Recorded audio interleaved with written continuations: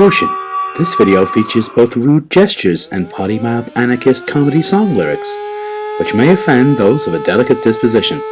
You have been warned. Proceed at your own risk. They're all a bunch of cunts. They're all a bunch of cunts. Fuck off the lot of you, you're all a bunch of cunts. Now Cameron is the toff, and to our caps we doff, and for all who go to eat, and we say to you, fuck off. They're all a bunch of cunts. They're all a bunch of cunts. Fuck off the lot of you, you're all a bunch of cunts. Now Clegg is the twat, we're very sure of that, and if he gets Prime Minister, I'll even eat me hat.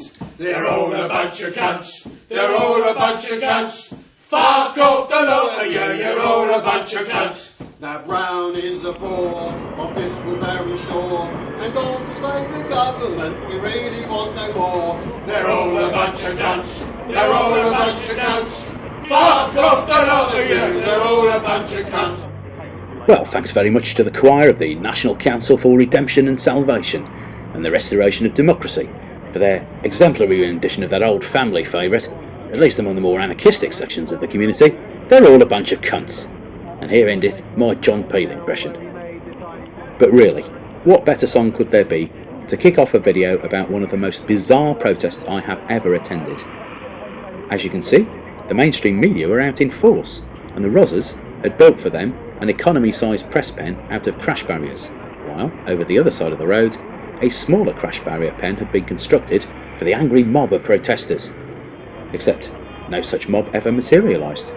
Including myself, there were only 7 protesters outside Westminster Magistrates Court when 4 new Labour members of Parliament and 1 Tory baron first faced charges of false accounting for the thousands of pounds of false claims they had swindled out of their parliamentary expenses. So there they were, scores of hungry newshounds, just standing around with nothing to do until the fraudster parliamentarians emerged from the front entrance of the court building.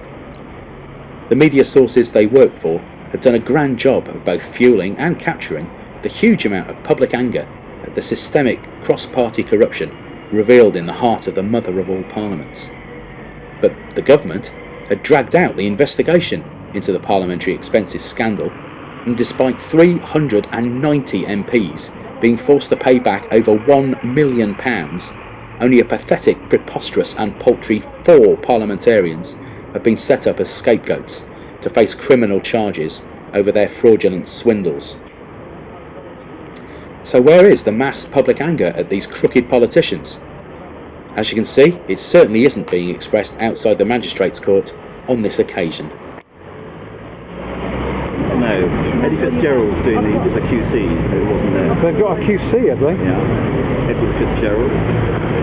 So the 3 Labour MPs have been committed to Southwark Crown Court 30th of March. I know, Arnie's talking to the gallery. Okay, alright, and they're doing Hanningfield now, are they? Yeah. Any colour? Oh yeah, great. They said Noel's been application not to go in the dock. All right. And the guilty didn't want to go into the dock? Yeah, they didn't want to go in the dock. And the dock is 12 feet high, you know, and it's got glass panels up it, in order to stop people jumping out. Okay, 30th of March, Southwark Crown Court. Now that's the 3 Labour MPs, David Chater, Elliot Morley and Jim Devine. Lord Hanningfield, I gather, is still being dealt with just now. Great drama in court. I'm told that the 3 Labour MPs didn't want to go in the dock, and their solicitor, Julian Knowles, appealed to the magistrate, Timothy Workman, said they shouldn't be put on trial because of parliamentary privilege. He said that he wanted to make clear that they unequivocally and steadfastly maintain their innocence of the charges against them. They also maintain that to prosecute them in the criminal courts for their parliamentary activities would infringe the principle of the separation of powers, one of the principles which underpins the UK's constitutional structure. He goes on to talk about the separation of powers. He also then went on to talk about parliamentary privilege, and he said that proceedings in Parliament cannot be impeached or questioned in any court or place outside of Parliament. This is what the lawyer for the 3 Labour MPs has been arguing. He went on to say, these principles mean it's for the House of Commons alone to decide whether the conduct of Mr Morley, Mr Chater and Mr Jim Devine has been such as to call for sanction. And then he went on to say, I would stress one matter. My clients should not be understood as saying that they are above the law. That would be quite wrong, said Mr Knowles. Parliamentary privilege is part of the law. It is for Parliament to apply the law in their cases. And he went on to say the argument they will present concerns the process by which the allegations against them should be determined, not whether they should be determined.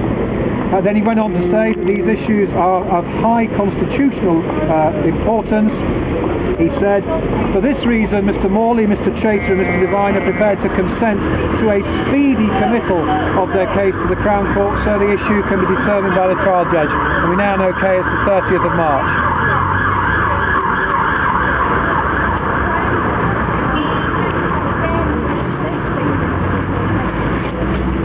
Yeah, going back to Bassett now. Here we go. The MPs are coming, the MPs are coming.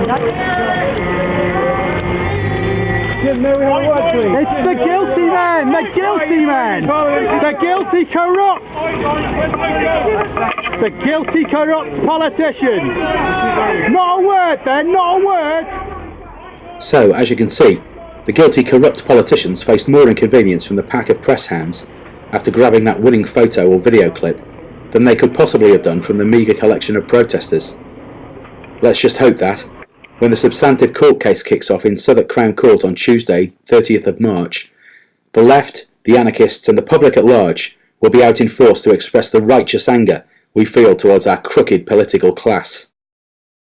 That Brown is a bore, of this we're very sure, and of his Labour government we really want no more. They're all a bunch of cunts, they're all a bunch of cunts. Fuck off the lot of you, they're all a bunch of cunts.